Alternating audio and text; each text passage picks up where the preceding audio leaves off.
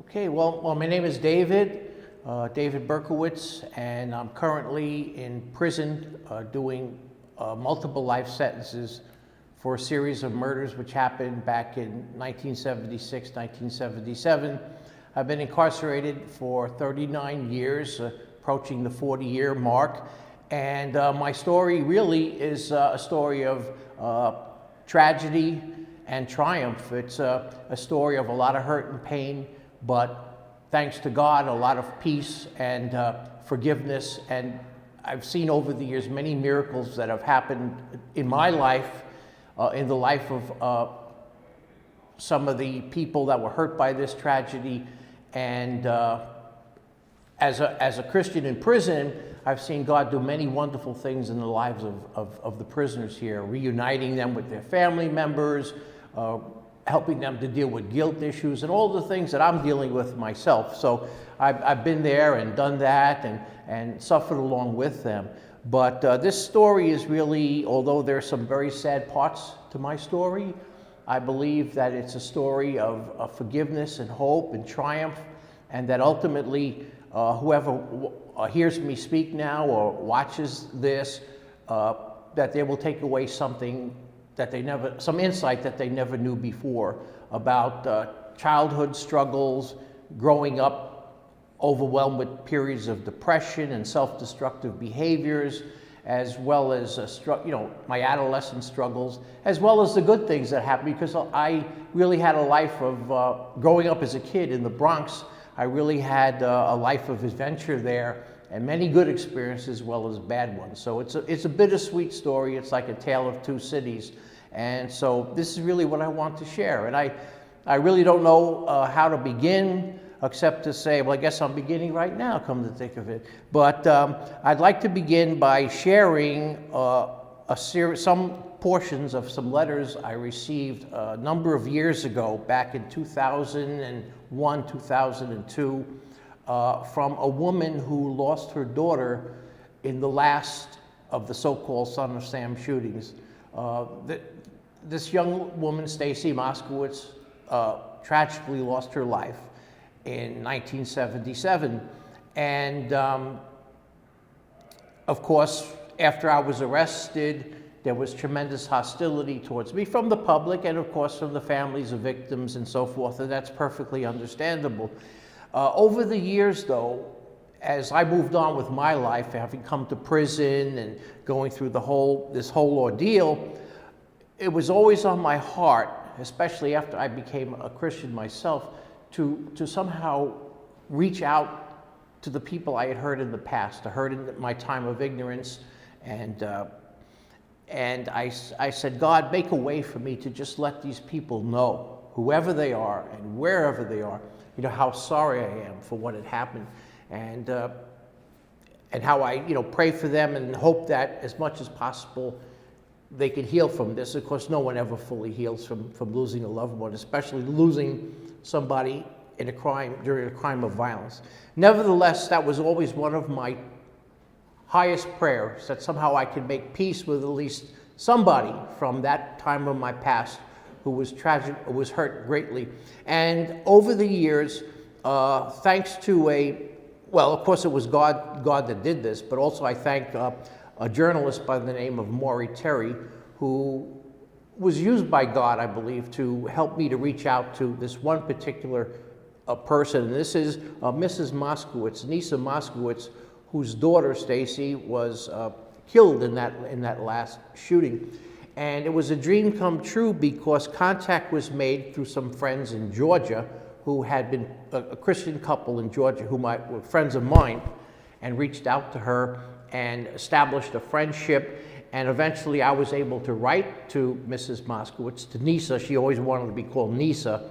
And so I was able to write to her, and we developed a correspondence, and we even spoke on the phone on a handful of occasions. And it was a time of great healing and everything, and really this was a miracle of God. If you think about how miraculous this is, it's not something to be taken lightly. It doesn't happen every day where the mother of a murder victim would forgive the person in prison. But this is exactly what happened. And I just want to share I have a bunch of her letters and plus more that I didn't bring. This is the correspondence I had with Nisa. These are her letters to me. Over the time we corresponded, I sent her maybe a dozen or so letters, maybe a few more than that. And, but these are some of the letters she sent me, and I just want to read portions of them because they're so nice. This letter was undated, but it's around the year 2001, 2002. And she says here, I really am sorry it took so long to answer your letter. And then in another one, this is dated December 6, 2001, Mrs. Moskowitz says here, David, as I told you before, I don't hate you anymore. All it got me is sickness, and I don't want that anymore. I have a lot of love in my heart, and I even forgive you. And when I got these, these letters, it was just mind-boggling to be in my prison cell, opening the mail and reading letters like this. And then she goes on to say in this letter, I am sorry about my handwriting. It is really bad. It is. I had to underline this stuff because I'd never find it otherwise. But I can't help it. Thank you and your friends for praying for me. I need all the prayers I can get. And then in another letter, this is dated December 21st, 2001, she says, Dear David, I hope this finds you in good health. I am also glad you told your father about us being friends and talking to each other. Davy, you have to call me more often as there are things I have to talk to you about. And in another beautiful letter dated November 18th, 2001, she said, Betty, that's the woman who reached out to her, that's a friend of mine, Betty and her husband Rex. Betty told me you liked the letter I sent you, that it really made you feel good. Davy, if there's any way you can call, please do so. I am doing some praying here, even as I write this. I know there is a chance for us to be friends. It is up to you. You have my phone number, so please use it. And actually, we did call a number of times. And in a letter dated January 3rd, 2002, she said, I felt great talking to you today. And in another letter, let's see, these are other letters that are undated. She said to me, David, you in your own way and is a gift from God. And then she went on to say, with us, David, it is going to take time and patience getting to know one another. Would also like to talk to you over the phone. Sometimes the phone is easier to talk. Again, this is up to you, and here's my phone number. And she told me what time to call in the mornings are best and so forth. And as I read these things, as our relationship kind of blossomed to an extent, it was really just something I can never stop thanking the Lord enough that here was this woman who was so badly injured and lost her daughter much earlier through an accident. And then she had 3 daughters and a husband.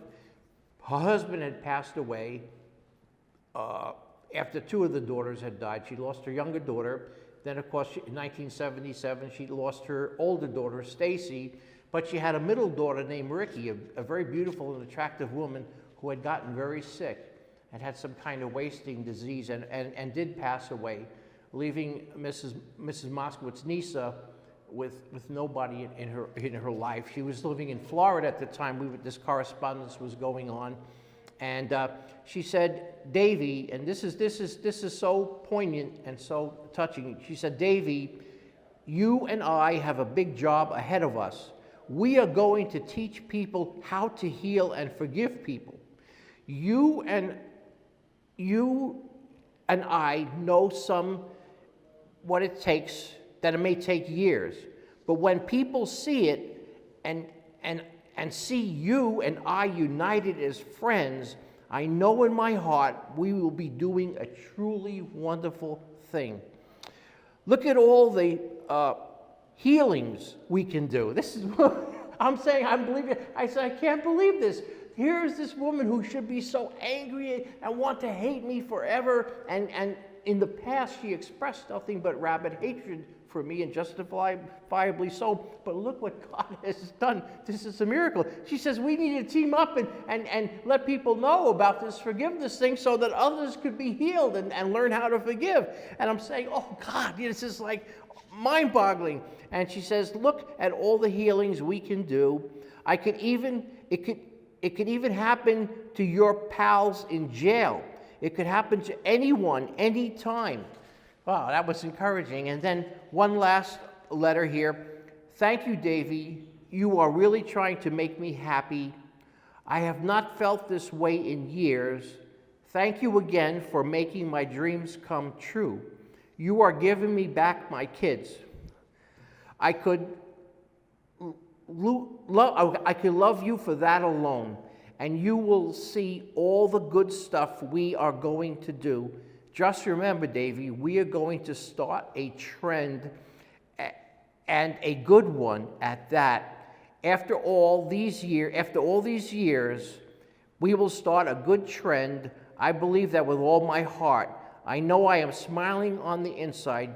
You are truly making me very happy. And then she said, love, Nisa.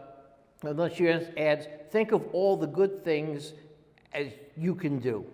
You will show people that if I could forgive you, why not other people forgiving each other?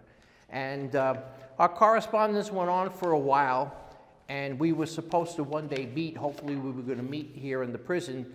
Unfortunately, a media person got involved in that and wanted to film the event happening live and commercialize it and sensationalize it.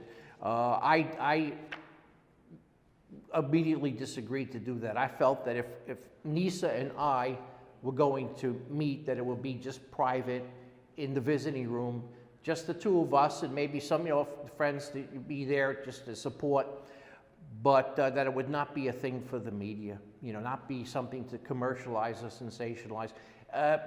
They had promised her, she was living hand to mouth on Social Security. She was very sick at the time. She passed away shortly after this. I think in 2005 or 2006, she passed away with cancer. And my friends spent time with her. They actually traveled down to Georgia to visit with her, and then she was gone. We never got to meet, and she was disappointed in that because someone who wanted to do this had promised her a lot of money, but I felt that still it was the wrong thing to do. And I declined, and she was upset with that. But nevertheless, I believe in her heart she forgave me, and she had wonderful hopes that we could start a trend. And well, that's just a miracle. That's something that happened in my life. That's one of many true miracles, and I thank God for that.